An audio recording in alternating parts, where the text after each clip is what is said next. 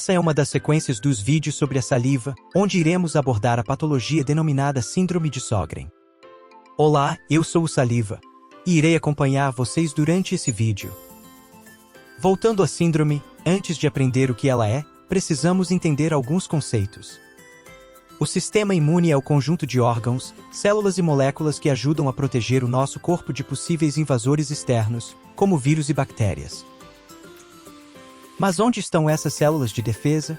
O sangue é dividido em duas porções, o plasma, correspondente à parte líquida, e os elementos figurados, os quais são compostos pelas células. Dessas células, temos os glóbulos vermelhos, ou hemácias que transportam oxigênio, plaquetas que são responsáveis pela coagulação, e os glóbulos brancos que são as nossas células de defesa. As principais células envolvidas na defesa do nosso corpo pertencem a um grande grupo, os leucócitos. As propriedades funcionais e características estruturais dessas células permitem que elas sejam divididas em subgrupos diversos, dentre os quais os principais envolvidos no combate dos antigos são os linfócitos, que podem ser divididos em 4 tipos. Linfócito T auxiliar ou célula apresentadora, que é responsável pelo reconhecimento de um agente invasor e posterior ativação das demais células imunitárias. Linfócito T citotóxico, que é responsável pela destruição dos agentes invasores reconhecidos pela célula T auxiliar. Natural killer, que é responsável pela destruição inespecífica de qualquer célula estranha do organismo. Linfócito B, que é responsável por se diferenciar em uma célula chamada de plasmócito, que irá produzir os anticorpos, que são as substâncias capazes de destruir os agentes invasores. Durante o seu funcionamento normal, essas células possuem a capacidade de diferenciar o que pertence e o que não pertence ao próprio corpo.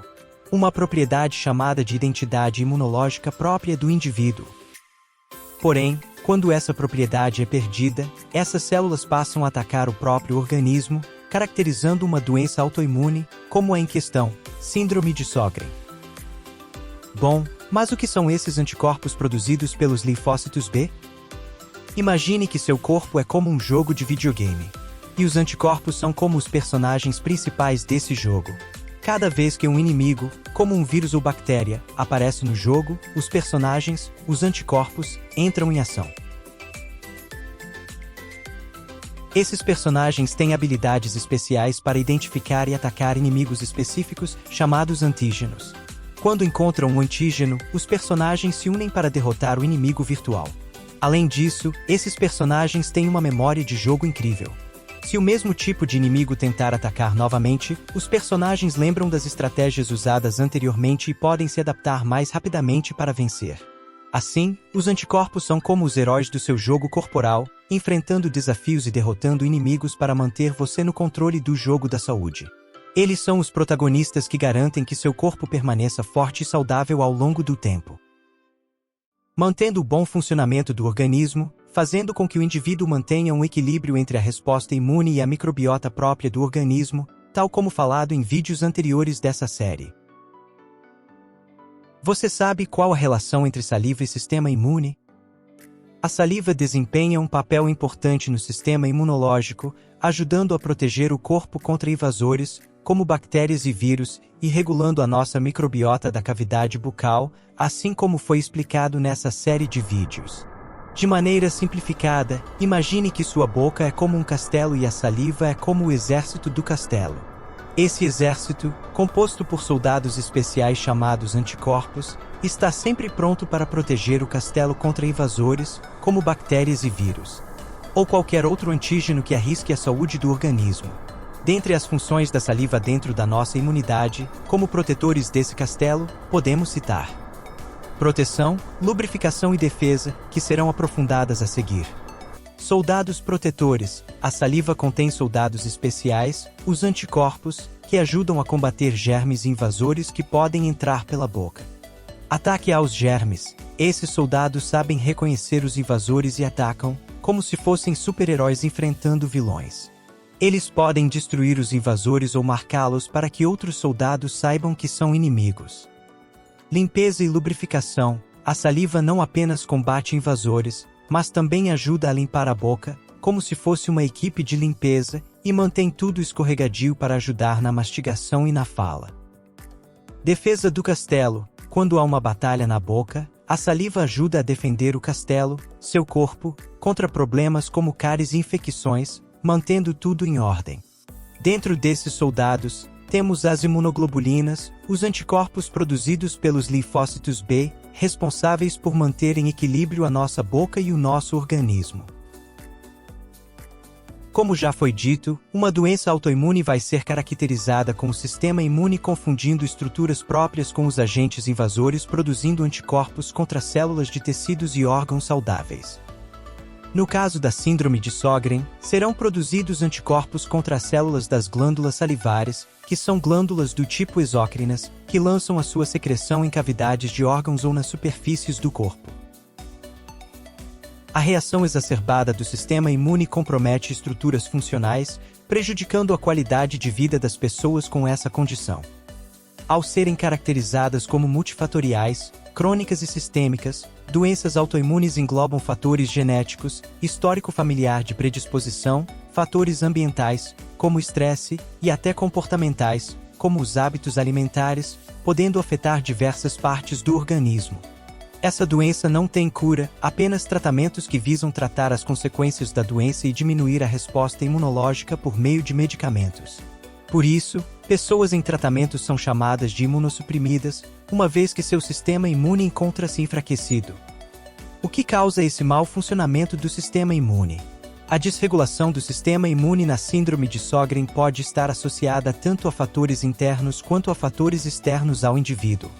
Fatores internos que desencadeiam a síndrome se caracterizam como uma predisposição genética.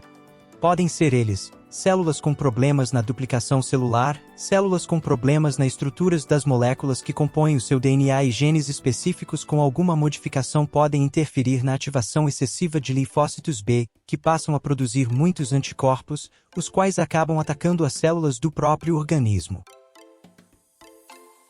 Quanto aos fatores externos, situações específicas são necessárias para que a doença autoimune ocorra, infecções virais são apontadas. O que é a síndrome de Sjögren? É uma doença inflamatória crônica autoimune que se caracteriza pela infiltração de linfócitos nas glândulas exócrinas do corpo, como as glândulas salivares e as glândulas lacrimais. E quais são as manifestações? Os principais sintomas incluem boca seca, chamada clinicamente de xerostomia, e olhos secos, chamado clinicamente de ceratoconjuntivite. Outros sintomas podem aparecer, como fadiga, miosite, caracterizada por uma inflamação dos músculos, fibromialgia, dor e fraqueza muscular generalizadas, febre baixa, anemia normocítica, hiperglobulinemia, que é o aumento de um tipo de globulina no sangue, púrpura, são manchas roxas na pele e mucosas, e vasculite, caracterizada por ser uma inflamação dos vasos sanguíneos. Manifestações orais da doença. Hipossalivação e ressecamento da região da mucosa oral, corresponde à bochecha interna. Esse quadro de ressecamento ou xerostomia leva a complicações da saúde bucal, uma vez que, como visto ao longo dessa série de vídeos, a saliva apresenta um papel fundamental para o equilíbrio do ambiente oral. Como consequências, temos exposição da cavidade bucal ao desenvolvimento de doenças oportunistas, como candidíase, fissura da língua e atrofia das papilas e suscetibilidade do periodonto a doenças inflamatórias e consequente perda dentária em casos mais graves. A síndrome de Sjögren pode apresentar dois tipos de manifestações, clinicamente chamados de manifestação primária e manifestação secundária. A manifestação primária ocorre isoladamente, já a manifestação secundária ocorre conjuntamente com outras doenças inflamatórias crônicas. Como é feito o diagnóstico? Seus sintomas isolados não servem para o fechamento do diagnóstico da doença, mas sim precisam ser analisados por uma equipe multidisciplinar composta por um oftalmologista, reumatologista, otorrinolaringologista, dentistas, fisioterapeutas e outros profissionais.